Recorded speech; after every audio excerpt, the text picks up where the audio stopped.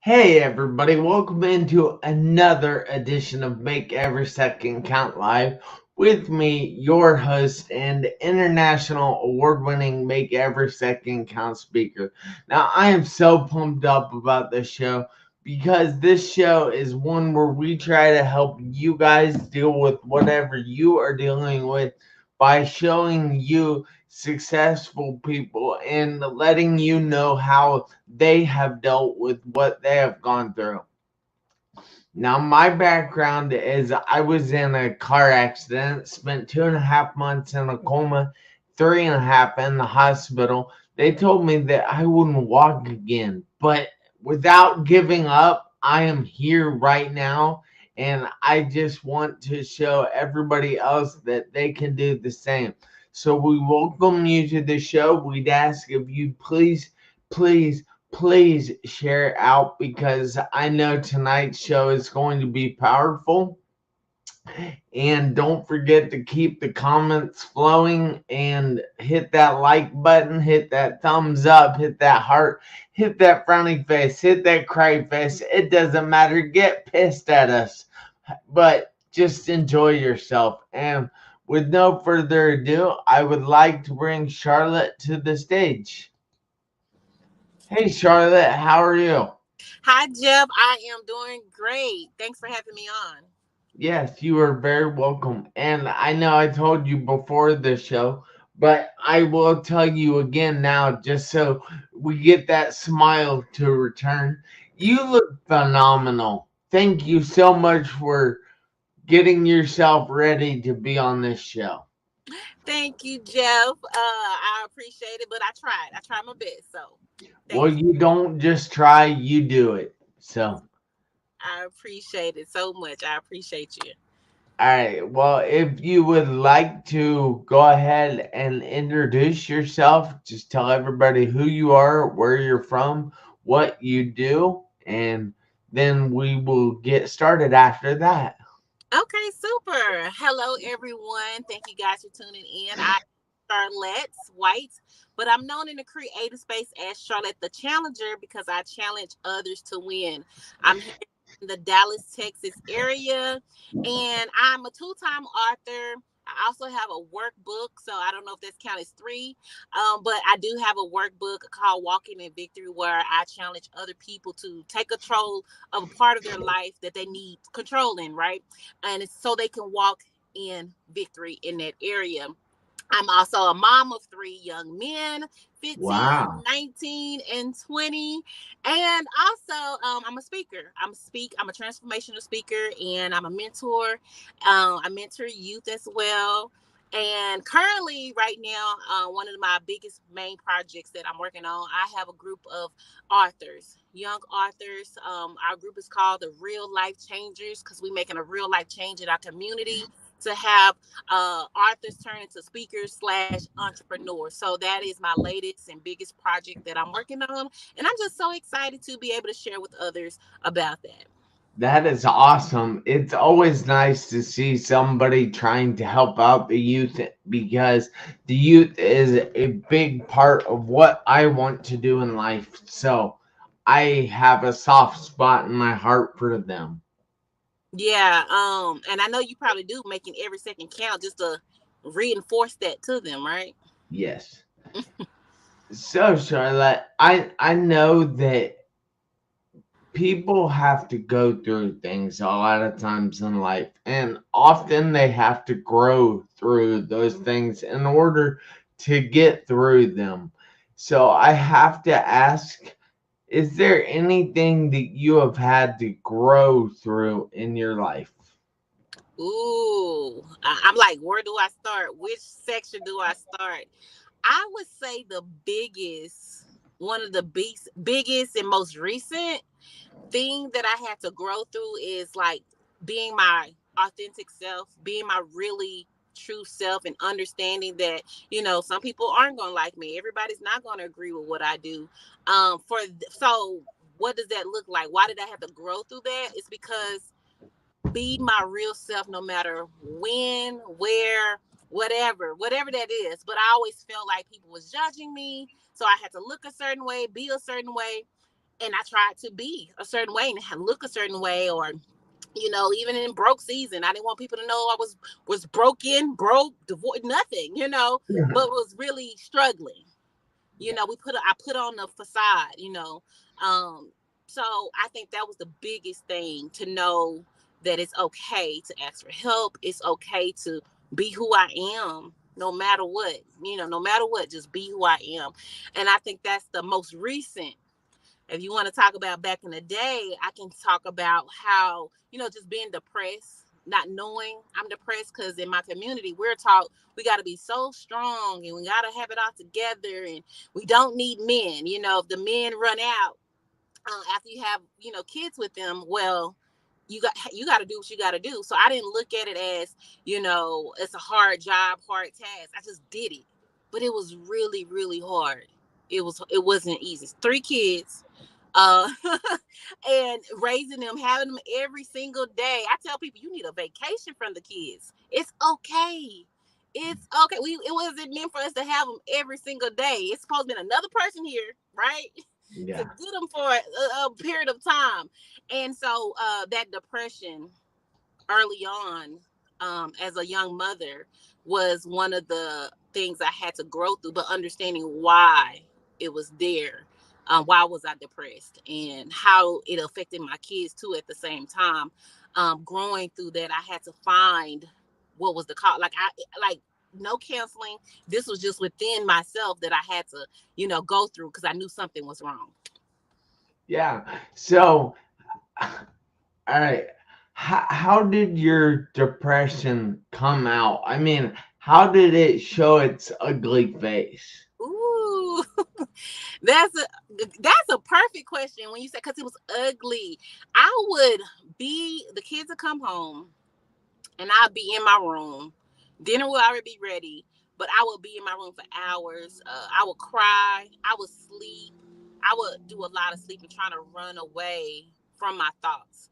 So that's how it was showing up in my life. I remember my kids several times coming to the room. Mom, what's wrong? Why are you crying? And I couldn't even explain why, because I really didn't know why I was crying. It was just that didn't know how to get out of my situation. Yeah. I didn't know how. And I think a lot of people go through a phase of not knowing how, when we actually do have one piece to the puzzle. Um, but I wanted the whole piece. I could have this big vision for myself, but I didn't know how to start that process. So the ugly face was crying, a lot of crying, a lot of confusion, and just really trying to be a better person, and didn't know how to be a better person. Yeah, that makes sense. I know that when I have dealt with some things, I know that I had to sleep a lot in order to get through those things. So that happens to make a lot of sense. So I have to ask, how did you deal with that? I mean, was there something that you did in particular to overcome the challenge of depression? The biggest thing that I started doing was, I got into a network marketing company, and they would teach personal development. You got to read this book, you got to read that book. And that really started the turning point for me. Reading a book by Lisa Nichols. It was called No Matter What. She was a mother, a single mom, and she couldn't feed her kids. And she, hearing her story, like what we're doing here, someone is hearing my story, that really helped me overcome, like, okay, I'm not the only one.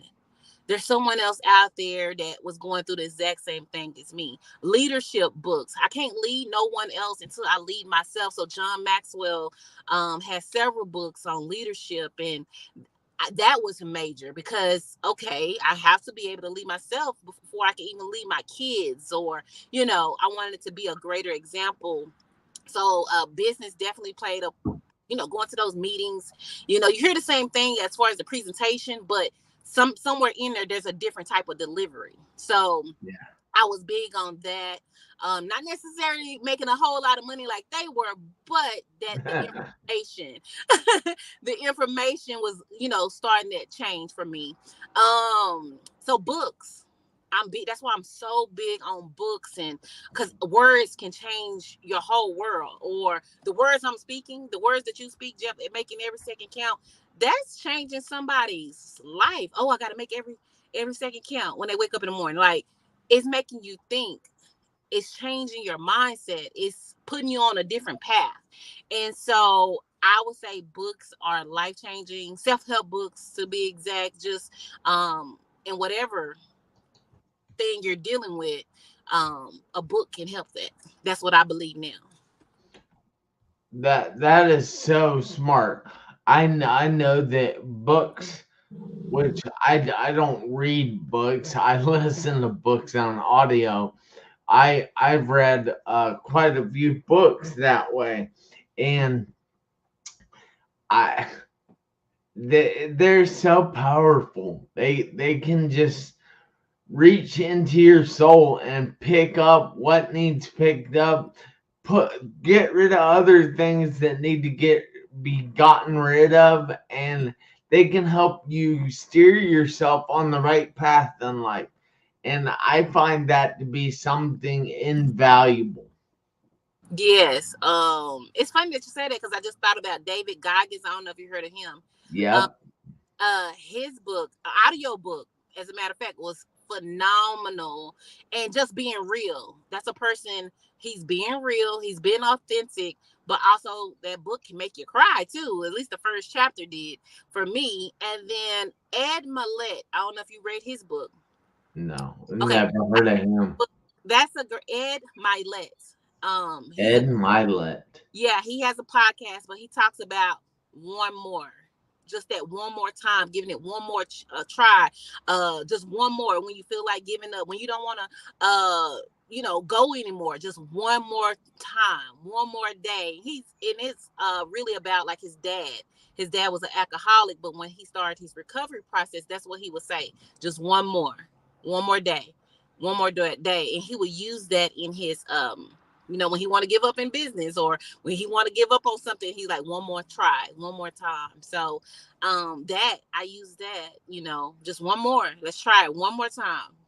That's funny because when I was starting to walk, even now in therapy, when I'm working with my therapist on other things, or in the gym when I'm working with a personal trainer or something, we always tease them and call it trainer math, but they always say, one more. You got one more. You can do one more. I know you can. And like when I was starting to walk, they would always say, one more step, Jeff. Come on, you got one more in you. And that, I don't know, when you were just talking about one more, that reminded me of those times. And it's frustrating at the time when those people say, one more, one more. And it's like, that it's always one more. Mm-hmm. Mm-hmm. But it's so important that you go that extra mile. Yeah. Yeah, one more. And matter of fact, I send it to you too after this call. But it's just so powerful how someone can transform his life. He was an alcoholic his whole life, but when it came down to a serious matter, as far as his kids was going to be taken from him, and his wife was walking out the door with the kids, that helped his father change. So for me, looking at my children, I knew I had an issue, and that issue was I wanted to do something great. Right. Didn't know what that was. I just knew I didn't want to be in my current situation on welfare, not having enough money to buy my kids clothes. My rent at the time was $50. Jeff, I don't know if you know anywhere where rent is $50, but that was No. my rent was $50 at the time. And I just really wanted a new situation. I wanted something better for myself and my children. We would come home. I remember one night coming home with groceries, and I couldn't park in front of my door. We had to park like down the street. These are some apartments. And as we're walking with the groceries, there was like at least 14 cars, police cars, just Wow. walking with the groceries like it's a normal day so we can get to the house. But that was my environment. And it was just like, okay, I want more. I want it out. And so I just went to searching because I always had even though I'm in that situation, that's when I started writing my first book. Wow. Yeah. Congratulations. I'm proud of you for taking the pain and turning it into something that it can benefit you, can benefit other people. Because even when we are on stage and we are telling our story to people, trying to help them, we actually benefit from telling that story. It's so crazy because it's that way with most things in life, Mm-hmm. such as when you do something nice for somebody, you get the benefit, but actually, they get the benefit too. Mm-hmm. But you see, if somebody sees you, if they're watching you while you do that, Mm-hmm. they actually get the benefit of that too. Mm-hmm. So it's so weird that when you do one kind thing or one beneficial thing for other people, then that causes a ripple effect, and it's so crazy. Just I don't know. But so, do you have suggestions for anybody else that is going through things? Yeah, I do. Okay, you know you feeling a certain way. Maybe it could be depression or anxiety. For me, and I know everybody's different. Is I didn't want it anymore. What I didn't want it anymore. That was I knew I didn't want it anymore. Plain and simple. I never experienced anxiety, but when I did experience it, I realized, hold up, people talk about this, but they talk about it like it's something normal. And I'm like, no, this is not normal and I don't want it. All I knew I didn't want it, and I need to get rid of it. And so, speaking over yourself. Yeah. Um, Now, one other thing, I happen to know that you are really quite religious, mm-hmm, and I know I told you that I don't like this show to be real religious, mm-hmm, but I think that is something we must mention here because I know how that has benefited you and helps you in your everyday life. mm-hmm. So, can you explain how that your faith has taught you to be strong and carry on and not give up? Yeah, I think you just said it. That's what my faith taught me. And if it's for me, it was like either you're gonna believe or not, period. And I just chose to believe in myself and what I'm doing and that everything is going to be okay. I just have to trust and believe and know. And the things that I didn't want in my life, that the bad, horrible things that was going on in my mind, again, I spoke an affirmation, and that was, I'm out now. You got to have now. You can't just say I'm out. No, I'm out now. Even though you're in a situation, that's what I claimed, and that's what happened. Then when it's like you look back and it's like, oh my goodness, I'm not feeling those feelings anymore. I'm not crying for no reason. I'm feeling good on in the inside of my body. What's happening? It was though you didn't even know, but I was saying that affirmation every day. So affirmations work. If you want money to just flow in your life, you don't know where it's coming from, and you saying it, money will appear in your bank account. And so I'm talking about, and you that nobody can explain. I'm like, you can't see the deposit. You cannot see the deposit. It's there, and they can't explain how I got there. The bank. So I have experienced things like that from speaking over my life, and just believing. And sometimes here's the power of belief. The power of belief is it happens right on time. So even I've been in eviction situations. It was probably 5 years ago, 20 No, it's like 7 years ago. Wow, time is flying. 7 years ago, I had like 1, 2, 3, 4 evictions. They had it on the door, When I tell you, Jeff, a deal would come through.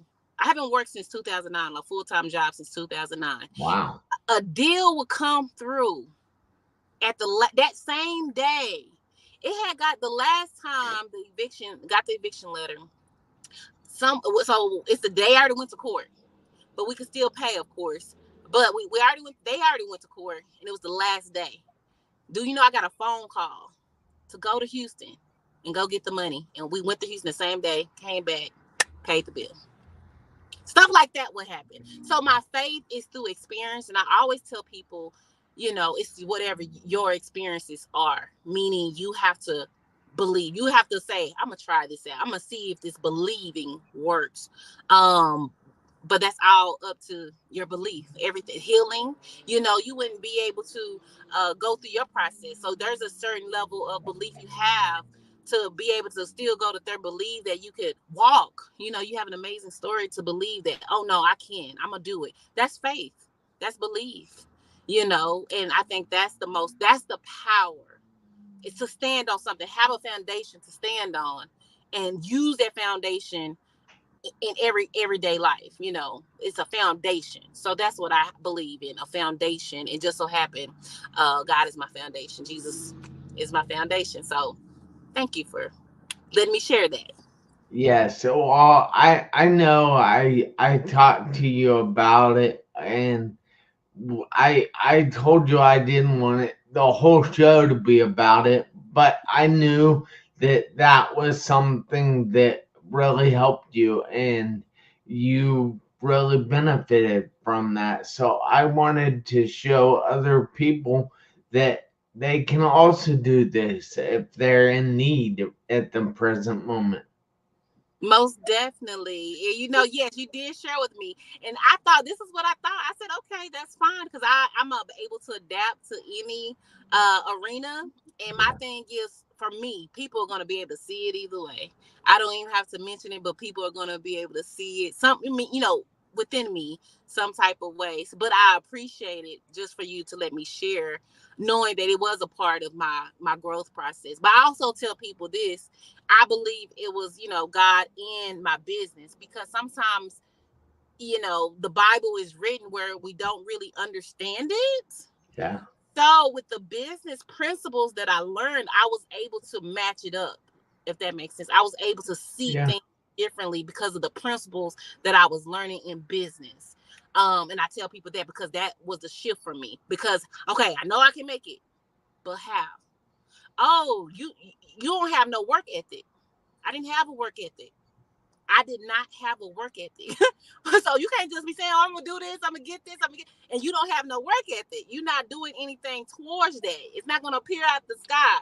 So we do have to work. Whatever that work is, you do have to work. So the work ethic, just growing my work ethic, building, and I had to see what it was looking like. I was married for 5 years. I was able to see what work ethic looks like. A person that didn't go to sleep till his project got done.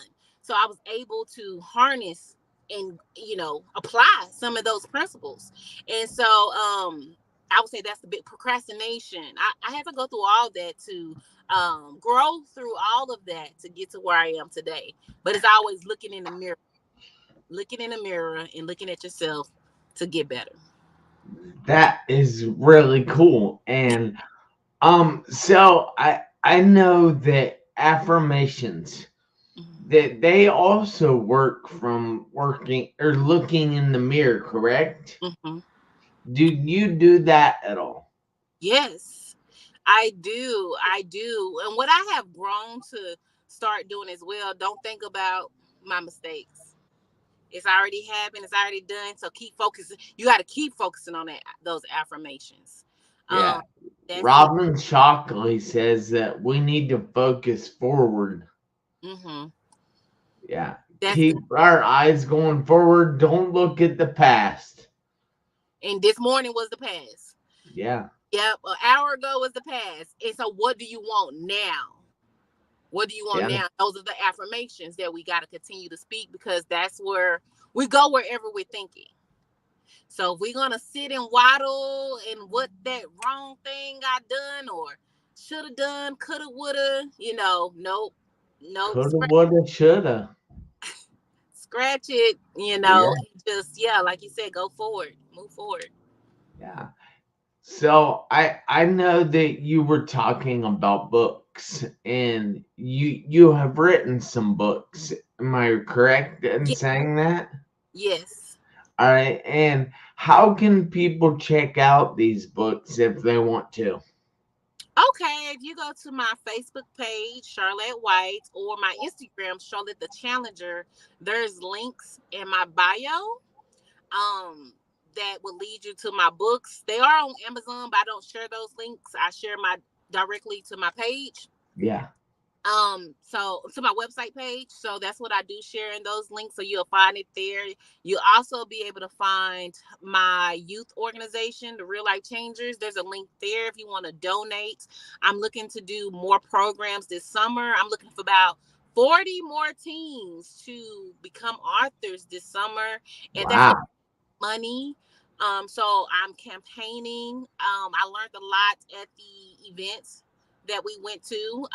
The speaker, me and Jeff, we had a speaking engagement together, and Yeah. so there was a couple people that challenged me to start asking for the funds that I need for to this, my youth organization. So that's what I'm doing.